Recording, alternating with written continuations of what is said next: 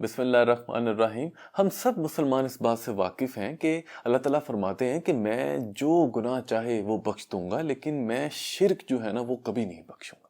تو یہ سورہ نساء کی آیت ہے 48، جس میں اللہ تعالیٰ فرماتے ہیں، اس کا مفہوم کچھ اس طرح سے ہے کہ اللہ جو ہے نا اس بات کو بالکل نہیں بخشے گا کہ اس کے ساتھ کوئی شریک ٹھہرایا جائے۔ اس کے علاوہ وہ جس کے لیے جو چاہے گا وہ بخش دے گا اپنے کسی قانون کے مطابق۔ تو شرک کی معافی نہیں ہے، اور گناہ اللہ معاف کر سکتا ہے اپنی مرضی کے مطابق۔ لیکن پھر سورہ بقرہ میں جو ہے نا بنی اسرائیل کے ساتھ بات کرتے ہوئے اللہ جو ہے نا ایک ڈیفرنٹ بات کرتے ہیں۔ یہ آیت نمبر ہے 51 52، جس میں اللہ تعالیٰ فرما رہے ہیں کہ اللہ تعالیٰ بنی اسرائیل سے مخاطب ہیں اور ان کو ان کے جو پرانے گناہ ہیں جو انہوں نے کیے ہیں، ان کے بڑوں نے کیے ہیں، اس کے بارے میں ان کو یاد کروا رہے ہیں۔ تو ایک جگہ پر اللہ تعالیٰ فرماتے ہیں آیت نمبر 51 52 میں کہ یاد کرو جب ہم نے موسیٰ سے 40 راتوں کا وعدہ ٹھہرایا اور پھر اس کے پیچھے تم نے وہ بچڑا بنا لیا۔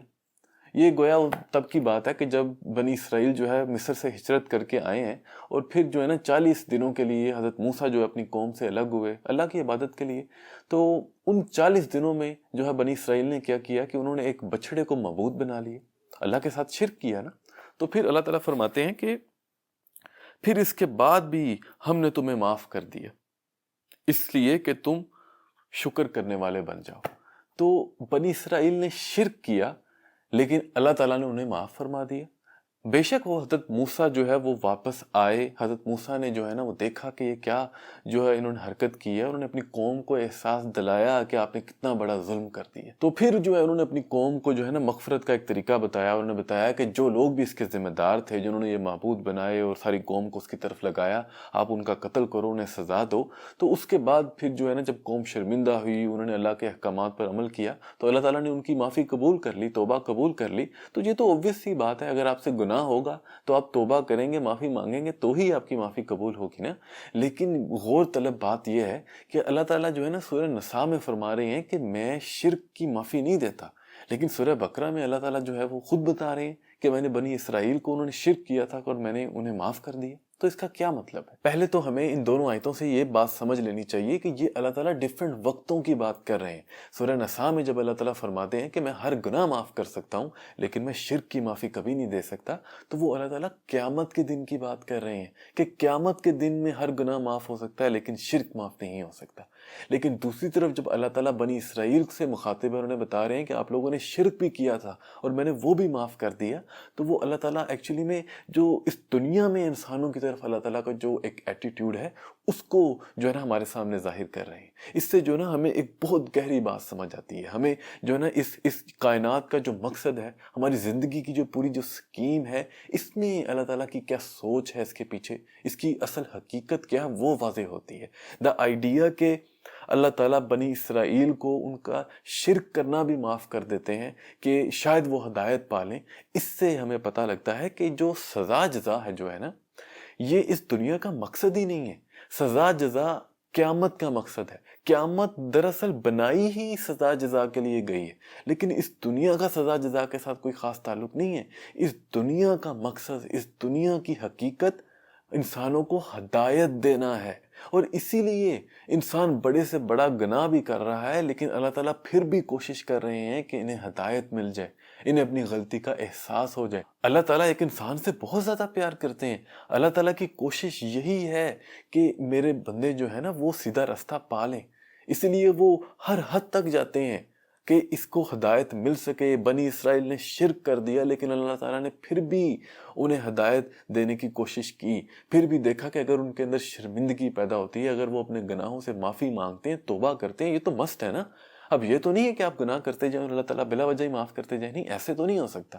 آپ البتہ اگر ایک بندے کے اندر جو ہے نا وہ شرمندگی پیدا ہوگی، گناہ کا احساس پیدا ہوگا، وہ معافی مانگے گا، توبہ کرے گا، تو پھر تو اللہ تعالیٰ کہتے ہیں کہ میں ہر گناہ معاف کر سکتا ہوں اس دنیا میں، کیونکہ یہ دنیا کا مقصد ہے ہی انسان کو ہدایت دینا۔ اسی لیے میں سمجھتا ہوں کہ اگر ایک انسان ابھی زندہ ہے، کیونکہ اس زندگی کا مقصد ہے ہی ہدایت پا لینا، تو اس کا مطلب یہ ہے کہ اللہ ابھی اس سے نا امید نہیں ہوا۔ اللہ ابھی بھی چاہتا ہے کہ شاید یہ ہدایت کے رستے پر آ جائے، شاید یہ معافی مانگ لے۔ جب تک ایک انسان زندہ ہے تب تک جو ہے نا امید باقی ہے۔ اسی لیے ہمیں بھی کوشش کرنی چاہیے کہ انسانوں کو ہم جو ہے نا اتنا کرٹیکلی جج نہ کیا کریں، بلکہ انہیں سمجھنے کی کوشش کیا کریں۔ اور ہمارا مقصد جو ہے انہیں سزا دینا نہیں ہے، بلکہ ہمارا مقصد انہیں جو ہے نا ان کی مدد کرنا ہے، کہ اگر ہم انہیں ان کی غلطیاں بھی بتاتے ہیں تو مقصد پیچھے انہیں ان کا مذاق اڑانا نہیں ہے، ان کی توہین کرنا نہیں ہے، انہیں سزا دینا نہیں ہے، بلکہ مقصد یہ ہے کہ انہیں اپنی غلطیوں کا احساس ہو، وہ ہدایت کا رستہ پا لیں، وہ حق پر آ جائیں۔ ہمارا مقصد ایک دوسرے کی مدد کرنا ہے، تنقید کرنا نہیں ہے۔ اس بات کو سمجھیں کہ جب اس دنیا میں کوئی جرم کرتا ہے، غلط کام کرتا ہے اور ہم اسے اس کی سزا دیتے ہیں تو اصل مقصد اسے سزا دینا نہیں ہوتا۔ سزا جزا میں نے آپ کو بتایا یہ اللہ کا معاملہ ہے، یہ اللہ کرے گا اس ہر بندے کے ساتھ، ہم سب کے ساتھ کرے گا۔ اللہ تعالیٰ قیامت کے دن بتائے گا کہ اس کی کیا سزا ہوگی یا کیا اس کی جزا ہوگی، اور اللہ ہی صحیح معنوں میں کر سکتا ہے۔ ہم تو اس کو سزا بھی نہیں دے سکتے ہیں۔ فرض کریں کہ کسی شخص نے جو ہے نا بہت زیادہ لوگوں کو قتل کر دی ہے، کتنے زیادہ خاندان جو ہے اس کی وجہ سے متاثر ہو گئے ہیں، اب آپ اس کو کیا سزا دیں گے؟ اب آپ اس کو پھانسی دے دیں گے؟ اس سے کیا جو لوگوں کی جانیں ضائع ہو گئی ہیں وہ واپس آ جائیں گے؟ جن جو ہے نا ان کے خاندان جو ہے وہ اپنے پیاروں سے بچھڑ گئے ہیں، ان کا نقصان پورا ہو جائے گا صرف اس کو پھانسی دینے سے؟ ایسے تو نہیں ہے نا۔ کوئی کسی انسان کی جو ہے نا عزت پر، اس کی جان پر جو ہے نا وہ وار کرتا ہے، اس کو نقصان پہنچاتا ہے، آپ اس کو کتنی ہی سخت سزا دے دیں، لیکن اس انسان کو جس اذیت سے گزرنا پڑا وہ تو اس کا تو کوئی ازالہ نہیں نا، اس کو تو پھر بھی گزرنا پڑ گیا۔ تو انسان تو کسی کو سزا دینا چاہے بھی تو نہیں پوری دے سکتا، یہ سزا جزا یہ اللہ کرے گا۔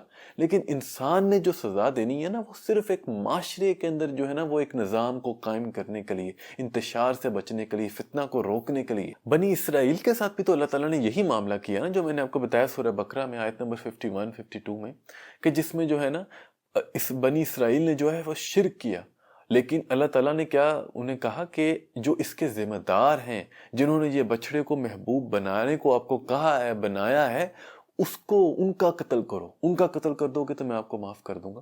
تو جو معاشرے کا اس قوم کو جو ہے نا فتنے کی طرف، ظلم کی طرف لے جانے والے تھے، اللہ تعالیٰ نے انہیں سزا دلائی تاکہ باقی سب کے لیے یہ جو ہے نا ایز اے سبق ہو، ان کی تنبیہ کر سکے۔ تو یہی سزا کا مقصد ایکچولی میں جو ہے نا جو برائی کرنے والا ہے، جو مجرم ہے، اس کو سزا دینا نہیں ہے۔ سزا تو اللہ ہی اسے دے سکتا ہے صحیح طرح سے، ہم تو اسے سزا بھی نہیں دے سکتے۔ لیکن ہم جو سزا دیتے ہیں اس کا مقصد یہ ہوتا ہے کہ ہم دوسرے لوگوں کو وارن کر سکیں۔ معاشرے کے اندر اگر کوئی انتشار پھیلانے والا ہے، فتنہ پھیلانے کا سوچ رہا ہے، تو اس کے لیے یہ سبق ہو، اس کو پتا ہو کہ جی قانون موجود ہے، اگر میں نے ایسے کوئی حرکت کی، کسی کا نقصان، کسی انسانوں کا بھی کسی کا نقصان پہنچایا تو انہیں سزا دی جائے گی۔ ورنہ تو صحیح جرم جو ہے وہ تو شرک ہے۔ وہ تو اللہ تعالیٰ کہتے ہیں کہ انسانوں کے بنانے کا مقصد ہی میری عبادت کرنا ہے، تو پھر جو نماز نہیں پڑھتے، جو اللہ تعالیٰ کی عبادت نہیں کرتے، انہیں تو کوئی سزا نہیں ہوتی۔ وہ اس لیے نہیں ہوتی کیونکہ وہ اللہ اور اس بندے کا معاملہ ہے، وہ معاشرے کو خراب نہیں کر رہے ہیں، وہ ان کا اپنی برائی ہے اور ان کے ساتھ اللہ ڈیل کریں گے۔ لیکن ہم جنہیں سزا دیتے ہیں صرف اس بیسس پہ دیتے ہیں کہ وہ معاشرے کو خراب کر رہے ہوتے ہیں، وہ دنیا میں برائی پھیلا رہے ہوتے ہیں، تو اس لیے انہیں روکنے کے لیے، دوسرے لوگوں کو سبق پہنچانے کے لیے یہ سزا ہوتی ہے۔ اگر یہ سزا نہیں دی جائے گی، لوگوں کے اندر ذرا بھی خوف نہیں ہوگا، تو وہ بالکل یہ جنگل کا قانون ہو جائے گا، ہر شخص ہی برائی کی طرف چلا جائے گا۔ تو اس سزا کا مقصد صرف معاشرے کو جو ہے نا وہ مینٹین کرنے کے لیے ہوتا ہے۔ اصل میں جو سزا جزا ہے وہ اللہ تعالیٰ ہی دے سکتا ہے۔ ہماری سزا کا مقصد بھی ایک طرح سے لوگوں کی ہدایت دینا ہے، لوگوں کو جو ہے نا صحیح رستے پر لانا ہوتا ہے۔